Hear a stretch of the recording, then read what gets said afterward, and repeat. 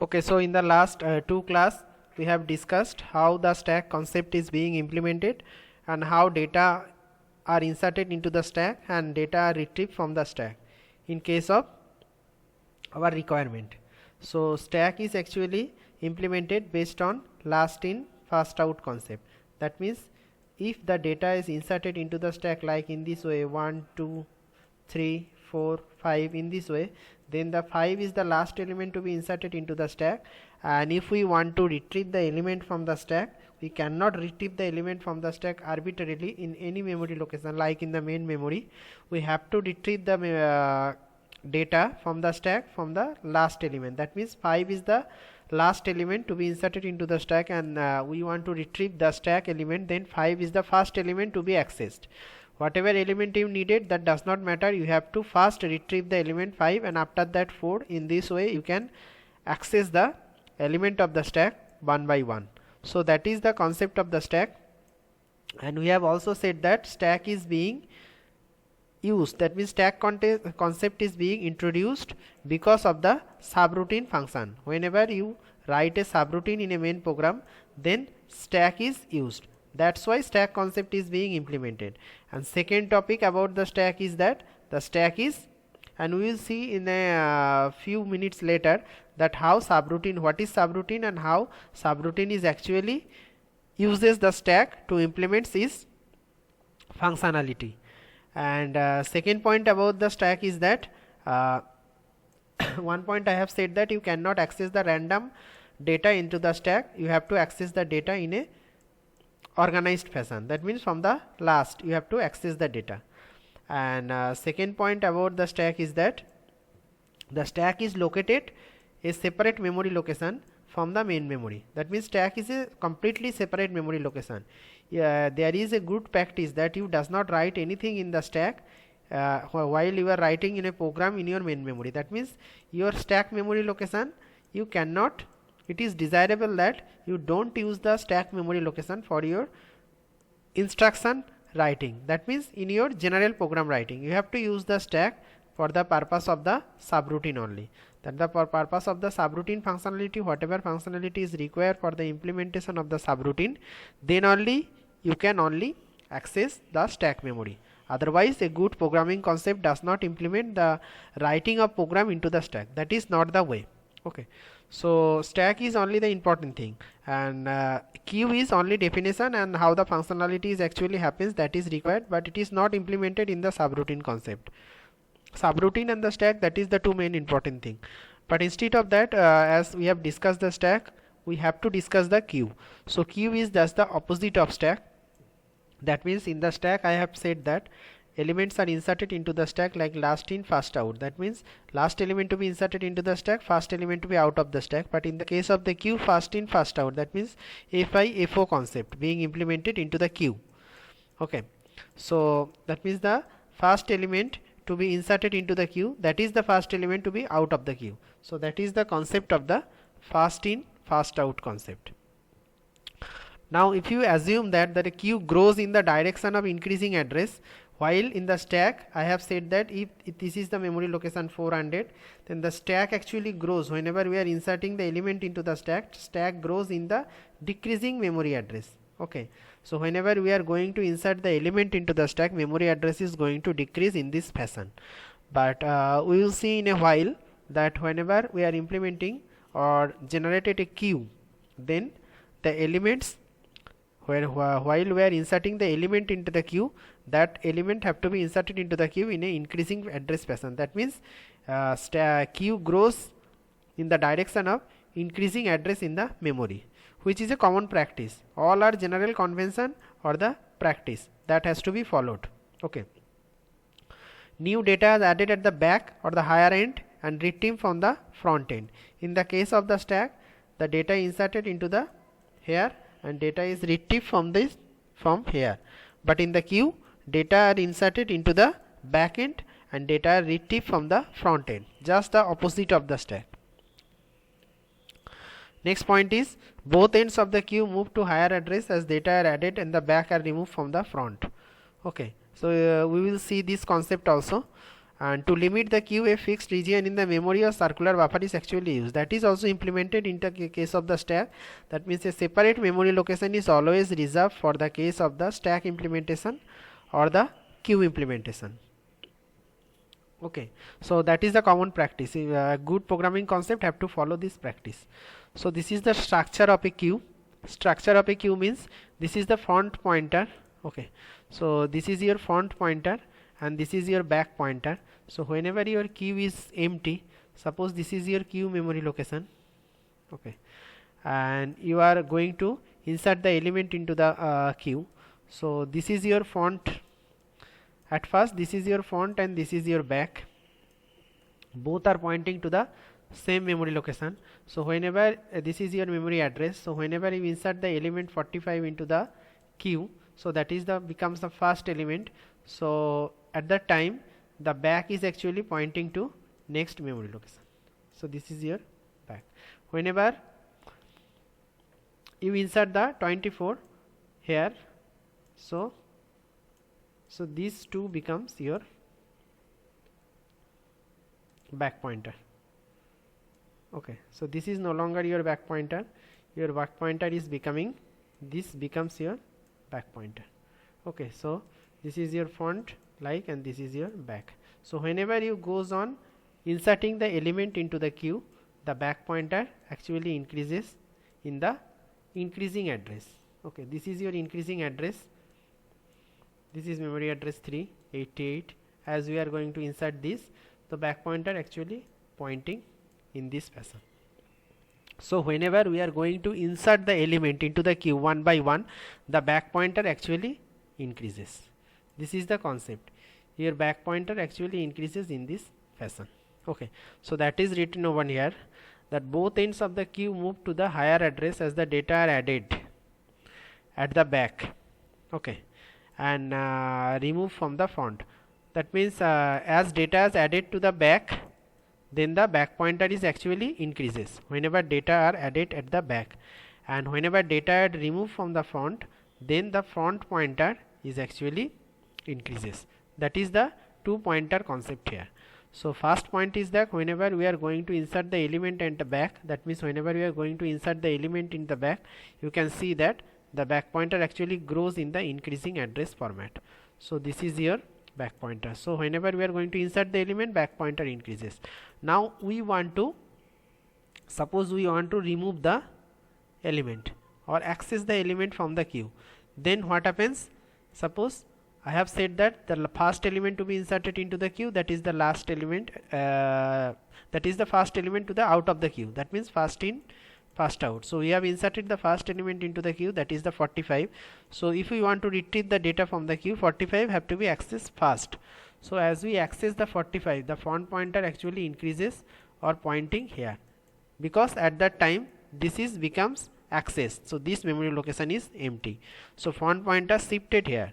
So the concept actually rightly written over there, thus as we remove the data from the queue, the front pointer increases in the increasing address direction. Okay, so this is that important point, that the both ends of the queue move to the higher address and the data are added at the back. So whenever we are going to add the data at the back pointer increases, and whenever we are going to remove the data from the queue, the front pointer actually increases. Okay, so and this is the direction of the higher address.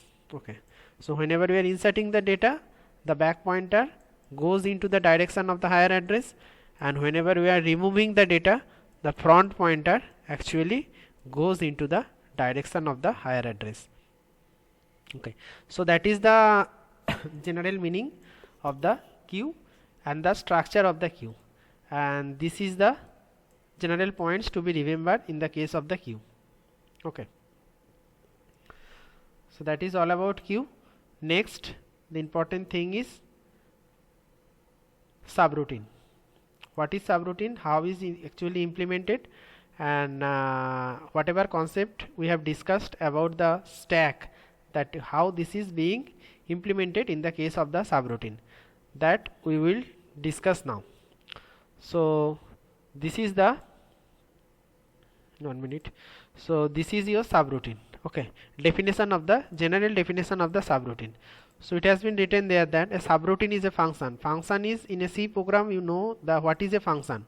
Function is a repetitive task that have to be written anywhere into the main program and have to be called several times whenever it requires. So that is the general definition of function in the case of the high level language. So subroutine is just a different name of the synonym of the function, and it is used in the case of the machine level language, in the case of the 8085 or other machine level language in the computer architecture. So a subroutine is a function or is a sub program in the main memory or the main program that perform a specific task. That specific task has to be repetitive. That's why we are written in the separate memory location, so that whenever we require that task we have to just call that program. So this is your subroutine, and in the main program whatever task we are performing, suppose we require that function. Okay, suppose we require that function, so that we can call that. How a call and return is being implemented. So a call instruction or the call subroutine instruction contains an opcode of the instruction format. I have already said that in the all of the instruction there is a opcode and there is a operand. So in the case of the call, the opcode is itself call. Okay, so the instruction itself is call. So this is the two micro operation associated with that. I have said that, and how these two micro operation whenever we execute the call instruction is being executed, I want to show you with the help of the pictorial representation. Now suppose this is your main memory. So this is your main memory where program is to be written, and this is your memory stack. Stack memory is, I have several times said that it is situated a separate memory location other than the main memory. So this is your stack memory. So suppose this is your instruction 1, instruction 2, instruction 3, like that in the stored in the memory location 1, 2, 3, and then in the fourth memory location we call the subroutine. That means call subroutine 100. So that instruction format is actually call 100. So that is the meaning of the call instruction. So call instruction, it is written over there. Then the call subroutine instruction contains an opcode. So this is your opcode call, and beginning address of a subroutine. So this is the beginning address of the subroutine where subroutine is to be started. Whenever what subroutine we require, that has to be started from the memory location 100. So that is the memory location 100 where subroutine is to be started. So call subroutine. Then what happens? Whenever we execute the instruction call 100, then these two micro operation is associated. First is next address of the main this main program is stored. That means the program counter is stored into the memory stack, and PC is loaded with the starting address of the subroutine. That is the two micro operation. How it is implemented? So program counter is, I have said already in the previous time, the program counter, whenever this call instruction is executed, program counter actually holding the address 5. So program counter actually stored the next instruction where the next instruction is to be fetched. So at that time whenever fourth memory location executed, this is the fifth memory location where is to be executed next instruction. But as soon as the call instruction is executed, the microprocessor or the processor knows this is a call instruction. So that memory instruction where the next instruction is to be executed has to be stored into the stack. So this is the top of the stack 400. Now in the case of the stack, it is data is being stored in the decreasing address fashion. So this is the decreasing address fashion. So at that memory location 5, the next memory address, first that memory address is to be stored into the stack. Next PC, this PC is loaded with 5. Now it has to be loaded with 100. So next, so this is the micro operation.